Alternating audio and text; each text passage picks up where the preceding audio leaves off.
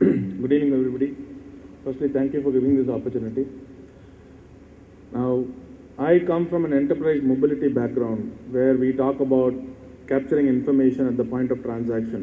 So when they said we need to speak about smart city and urban governance, I was looking at some of the challenges what we face on a day-to-day basis, and I've just put some points to leave some thoughts with people to see how they can be addressed and how those can have an impact on the governance what we want to do. Now, what are the basic challenges? Again, we have many challenges, but I have put it from a mobility standpoint of how mobility can help. And I was reading some articles where I was given to understand that the urbanization is happening at twice the pace of what the population is growing.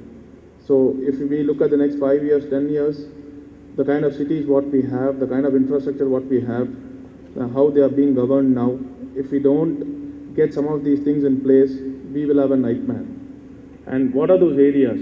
Compliance management. Basically, it could be law enforcement, it could be relating to buildings, it could be related to the municipal laws what is in place. How do you enforce them, or how do you check them? What are the various methods available? Transportation management, I think many people have spoken about it already. Citizen welfare, again, healthcare, records management, infrastructure, waste management. These are all day-to-day issues what we see in our daily life and the problems what we face. Now, what are the specific areas from a mobility perspective that can be targeted? Inspection applications. Municipalities, I think a lot of eminent people are here from various municipalities.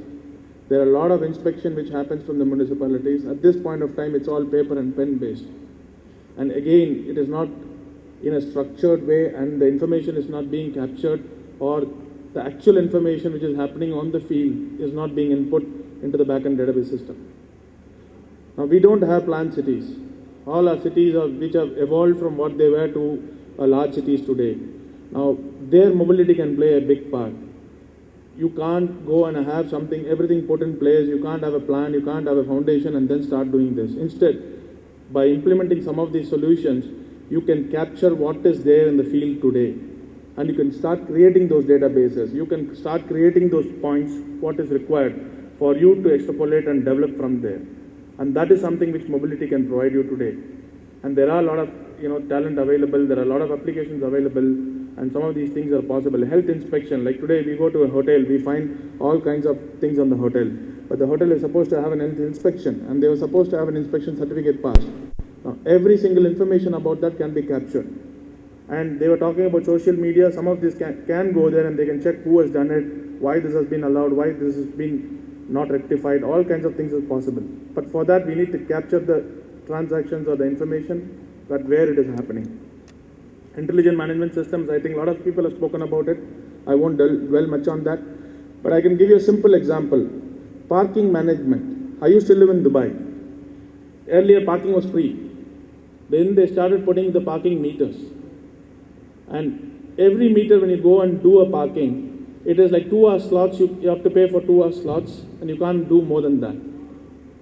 We used to, at any point of time, any meeting we are sitting, we used to step out, go down and put extended, the challans on the car and come back. And the amount of money which the municipality collected in the first 6 months was a phenomenal amount of money what they collected.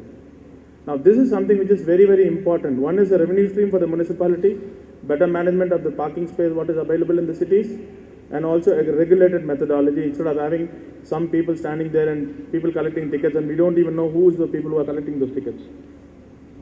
Again, another area where, technology can help, whether it is barcoding or RFID, we have various identification technologies which can be used to ensure, transparency, to avoid duplication or creating land records.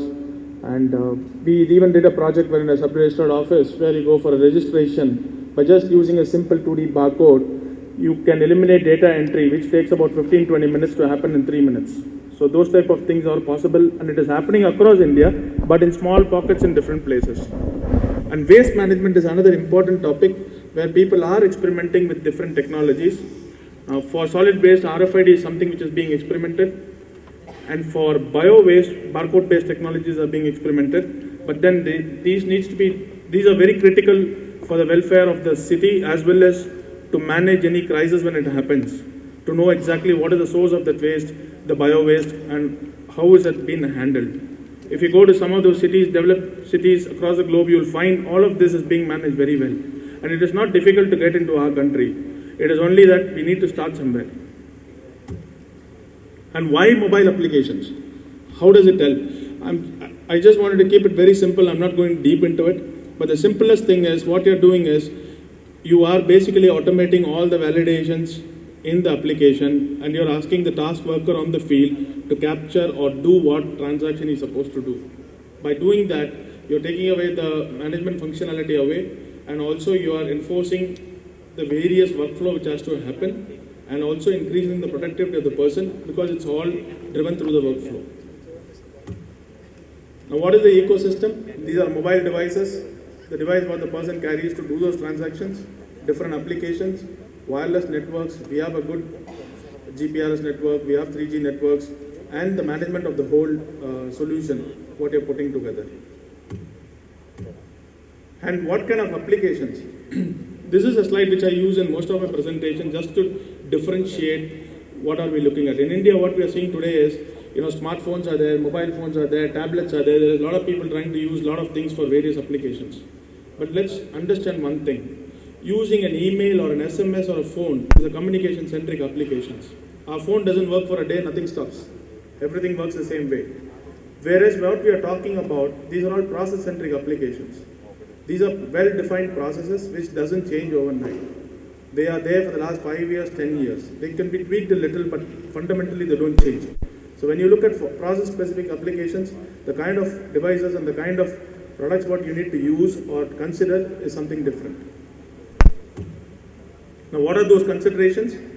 The life cycle of a product is very important. Why is it important?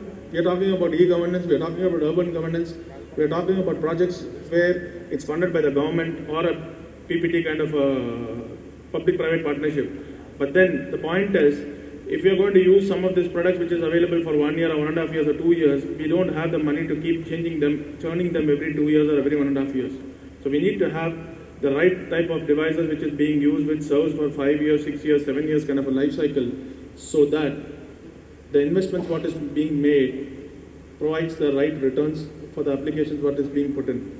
And the form factor is another thing which is important, depending upon the person who's going to use it on the field, the kind of device, how big it is, what type of screen, all that is very important. Whether it is a keypad is there, whether the keypad is not there, those type of things are important.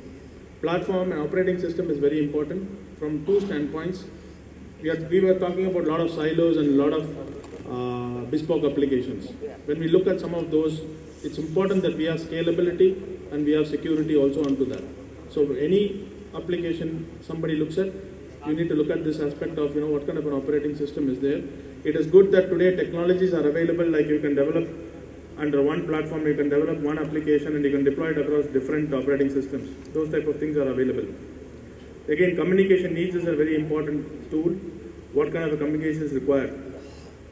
GPS is becoming a very, very integral part of all of these applications, because GIS data is very important. For example, we spoke, you saw somewhere, I had mentioned about infrastructure. Today you have the waterworks department, you have the electricity department, you have the telecom department, everybody digging the same road, month after month. Now, with the correct amount of GIS information, knowing exactly what is happening and alerting those people what actions are going to happen, they can collaborate and work together and avoid multiple times doing the same thing. I am aware of some of the flyovers which has not gone through because they are waiting for some metro water to come and do something which has not happened for the last 18 months. So those type of things can be avoided and we can move faster by having better collaboration. But for that, the GIS information is very important. So GPS is becoming a very integral part of any applications what we talk about, especially in e-governance.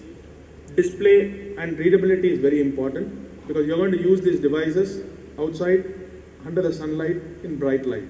Try using a laptop outside in a bright light. You just can't see anything. Even your smartphone, you can't see anything. So you need to have the right kind of displays so that the users can use it. They're going to be using it for 8 hours, morning to evening. So they should be able to use it round the clock.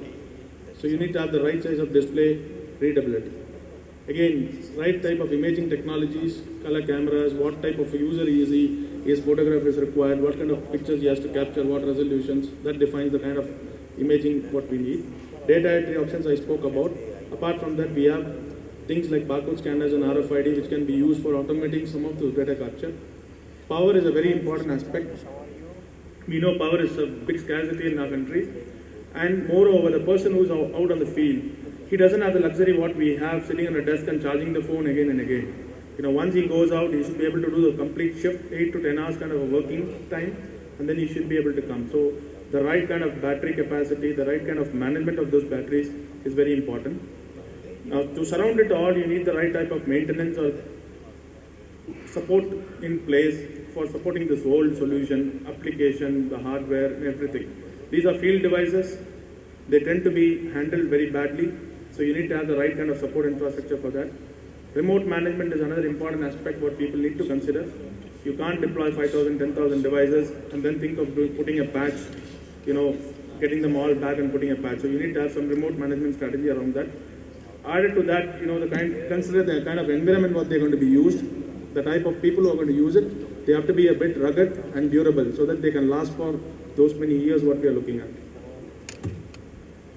Now just a bit about Motorola. We are a company of a lot of innovations.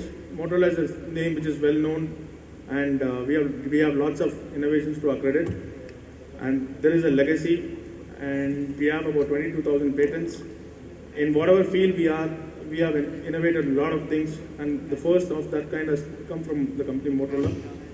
And we have a worldwide customer base where we work on different areas: government, hospitality, healthcare, transportation. That's it from me. Thank you.